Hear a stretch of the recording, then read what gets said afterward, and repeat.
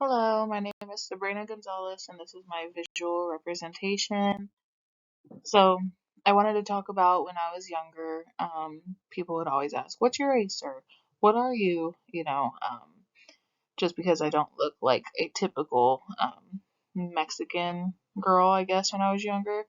I am biracial. I'm half white, half Mexican. My dad is Mexican, my mom's white. So when people would ask, I wouldn't really know how to answer. I would always just be like, "Oh, I'm half Mexican and half white." I'd never be like, "Oh, Mexican." "Oh, oh, white." I'd tell them both because, I didn't really know what else to say. So being biracial between Hispanic and white comes with its own challenges and not feel fully being accepted by either side. At least from my own experience, that's how I felt. Growing up, felt alone, felt like I didn't fit in, especially going to a predominantly white school. I went to a Clovis school. Um, a lot of white people. Um, didn't really fit in, and I would make jokes, like, especially even now when I'm in Clovis, if someone looks, is just racist or, I'm like, "I'm one of you." Like, I don't say that, but I'm joking around thinking, like, like they don't even know that I'm half white. And it's the same thing with Hispanic people as well, Mexican people, because I've been around a lot of Mexican people, even with previous boyfriends, their families, they would always, crack jokes and say, "Oh, like you're a white girl, you're a güera," which means white girl in Spanish, things like that. Um, Mostly because I didn't speak Spanish.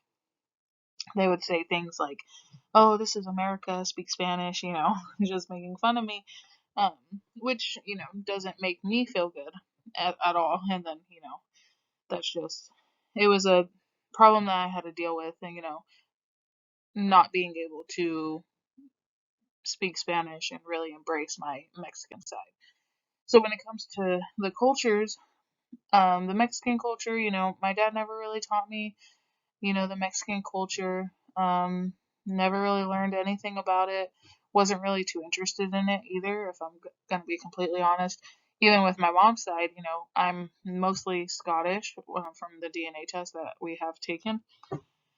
Predominantly Scottish, I still have like European and Norwegian, things like that, but mostly Scottish. And I was never able to discover any of these things, like even like the folklorico dances. Never partaked in that. Never learned about that.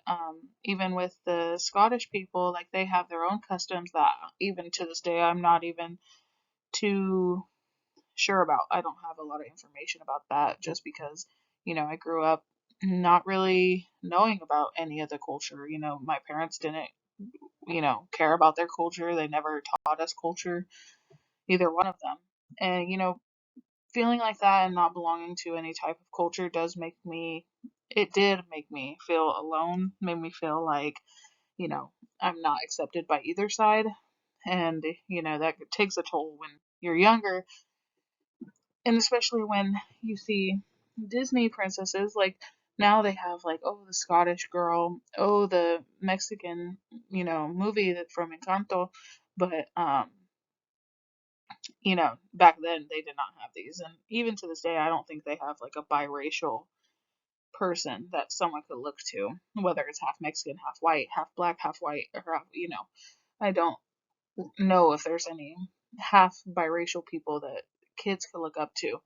So it's funny to me because, Mexican people think that I get my curly hair from my Mexican side, but in reality, I get it from my mom. And she's white, blonde, blue eyes, but she has super curly hair because she's Scottish. She has Scottish blood in her. And that's where I get my curly hair from. So it's funny because they think it's from my Mexican side, but really it's from my Scottish side. And then I have skin of a Mexican, so that's why white people automatically assume that I'm fully Mexican. And everyone assumes that I could speak Spanish. And because of this, back then I used to look at myself and not really be happy with who I was. Like, I would wish I was either fully white or I wish I was fully Mexican, like one or the other. I wanted to be fully something, belong to something. But as I grew up, it made me realize that being different was good. It made me be okay with looking in the mirror and accepting that I was half Mexican, half white.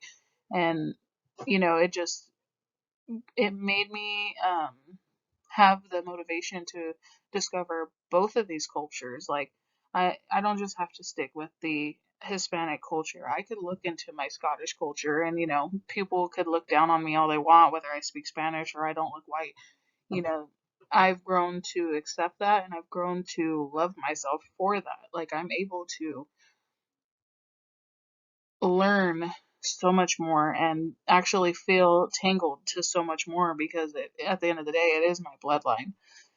But yeah, that's what I wanted to talk about, just being biracial, growing up in those kind of standards, and just learning to love myself and being able to discover new cultures and still being able to learn new things about myself every day.